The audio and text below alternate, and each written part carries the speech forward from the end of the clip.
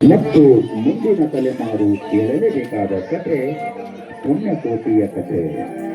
ಇದು ಸತ್ಯದ ಕಥೆ, ಇದು ಪ್ರಾಮಾಣಿಕತೆಯ ಕಥೆ. ಪುಣ್ಯಕೋಟಿ ಕಥೆಯಲ್ಲಿ ಬರುವ ಶೂನ್ಯ ಸ್ವಭಾವದ ತಾತ್ವಿಕ ಗೋವು ಮೂಲ ವ್ಯಾಕರಣ ಆಕ್ರಮಣಕ್ಕೆ ತುತ್ತಾಗಿ ತನ್ನ ತಾಳ್ಮೆ, ಸಹನೆ ಹಾಗೂ ಸತ್ಯನಿಷ್ಠೆಯಿಂದ ಮೂಲ ವ್ಯಾಕರಣ ಮನಸ್ಸನ್ನ ಪರಿವರ್ತಿಸುವ ಕಥೆ. ಈ ಪುಣ್ಯಕೋಟಿಯ ಕಥೆ ಪ್ರಾಮಾಣಿಕತೆ ಹಾಗೂ ಸತ್ಯ ಪರದೆಯ ಮಹತ್ವವನ್ನು ಸಾರುವುದು ಈ ಹಾಡಿನ ಮುಖ್ಯ ಹಂದರ. ಹೃದಯವನ್ನು ಆರ್ದ್ರಗೊಳಿಸುವ ಈ ಸತ್ಯ ಹೃದಯದ ಕಥೆಯನ್ನ ಸಾತ್ವಿಕ ಗೋವು ಪುಣ್ಯಕೋಟಿಯ ಕಥೆಯನ್ನು ಹೇಳುವ ಈ ಗೋವಿನ ಹಾಡನ್ನು ಸತ್ಯ ರೂಪಕದಲ್ಲಿ ಪ್ರದರ್ಶಿಸಲಿದ್ದಾರೆ ಮೊರಾರ್ಜಿ ದೇಸಾಯಿ ವಸತಿ ಶಾಲೆ ಯಲ್ಲಾಪುರದ 6ನೇ ತರಗತಿಯ ವಿದ್ಯಾರ್ಥಿಗಳು. ಬನ್ನಿ ನೋಡೋಣ ಧರಣಿ ಮಂಗಲ ಮಠದೊಳಗೆ.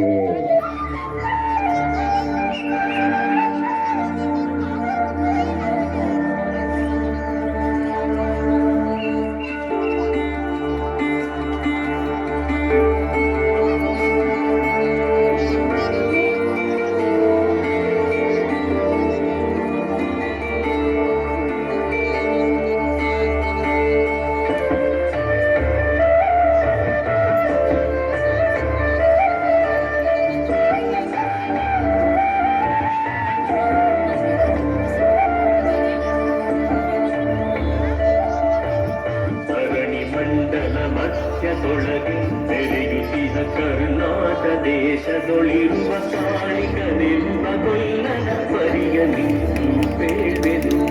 ಧರಣಿ ಮಂಡಲ ಮಧ್ಯದೊಳಗೆ ಬೆಳೆಯುತ್ತಿಹ ಕರ್ನಾಟ ದೇಶದೊಳಿರುವ ಕಾಳಿಗನೆಂಬ ಗೊಲ್ಲನ ಪರಿಯಲಿ ಬೇಳೆದು.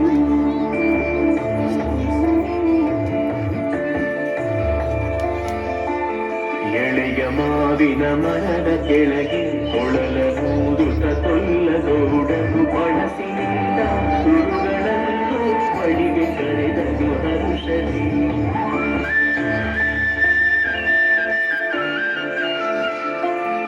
ಗಂಗೆ ಬಾರೆ ಗೌರಿ ಬಾರೆ ತುಂಗಭದ್ರೆ ತಾಯಿ ಬಾರೆ ಪುಣ್ಯಕೋಟಿ ನೀನು ಬಾರೆ ಎಂದು ಗೊಲ್ಲನು ಕರೆದರು.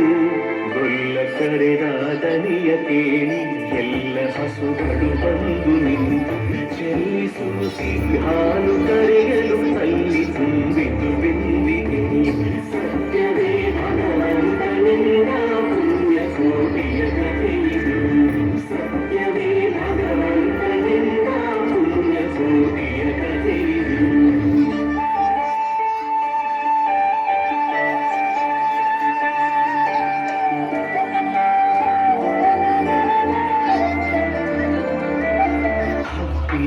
ಮಲೆ ಮಧ್ಯದೊಳಗೆ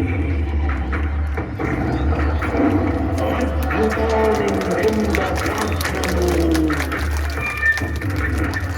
ಅಕ್ಕರಿಸಿ ಹಸಿ ಹಸಿದು ಬೆಟ್ಟದ ಕಿಕ್ಕಿಯೊಂದು ತಾನಿದ್ದರು.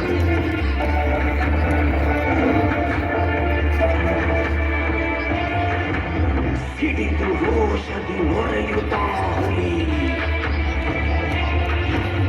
ಕುಡುಕುಡಿಸಿ ಕೋರಿಡುತ್ತ ಚಂಗಲಿ ತುಳುಕಲೆರಗಿದ ರಭಸ ಕಂಜಿ ಚದುರಿ ಹೋದವು ಹಸುಗಳು.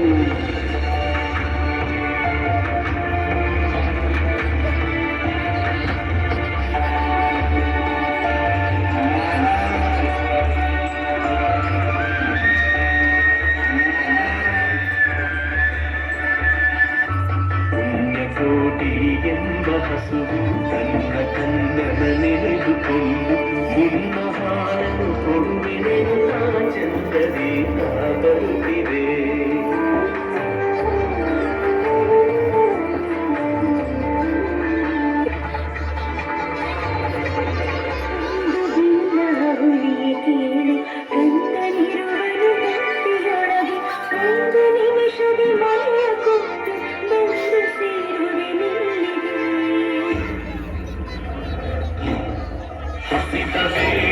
ಸಿಕ್ಕಿದೊಡದೆಯ ವಶವ ಮಾಡದೆ ಬಿಡಲು ನೀನು ನುಸುಳಿ ಹೋಗುವೆ ಮತ್ತೆ ಬರುವೆಯ ಹುಸಿಯ ನಾಡುವೆ ಎಂದಿತು.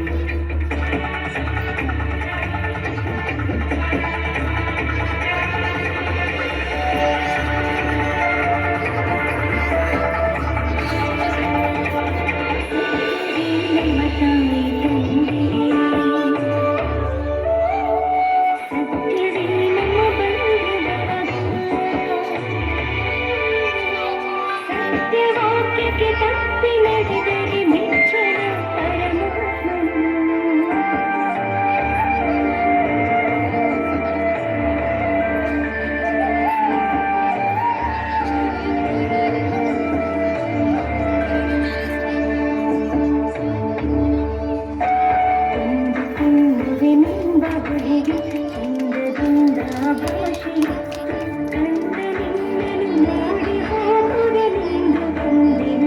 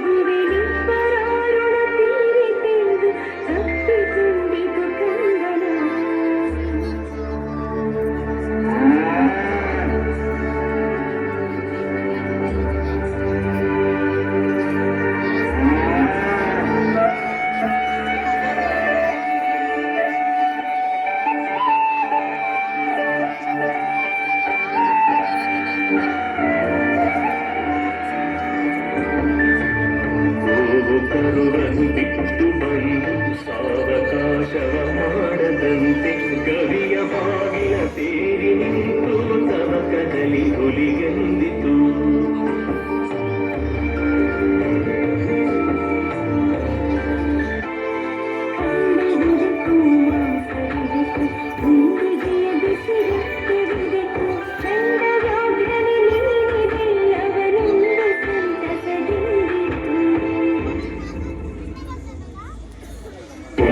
ಕೋಟಿಯ ಮಾತ ಕೇಳಿ ಕಣ್ಣ ನೀರನ್ನು ಸುರಿಸಿ ಬಂದು ಕಣ್ಣಿಗೆ ಬಣನು ಕೊಂಡು ಬಂದರೆ ಮೆಚ್ಚನ ಪರಮಾತ್ಮನು. ಕಣ್ಣಿಗೆ ಬಣನು ಕೊಂಡು ಬಂದರೆ ಮೆಚ್ಚನ ಪರಮಾತ್ಮನು.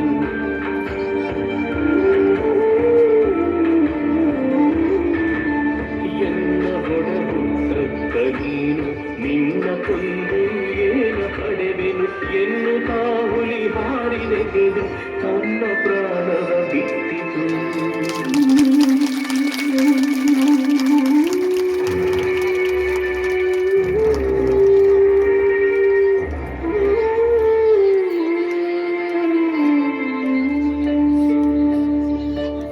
ಸತ್ಯವೇ ಭಗವಂತನೆಂದ ಪುಣ್ಯಕೋಟಿಯ ಕಥೆಯಿದು.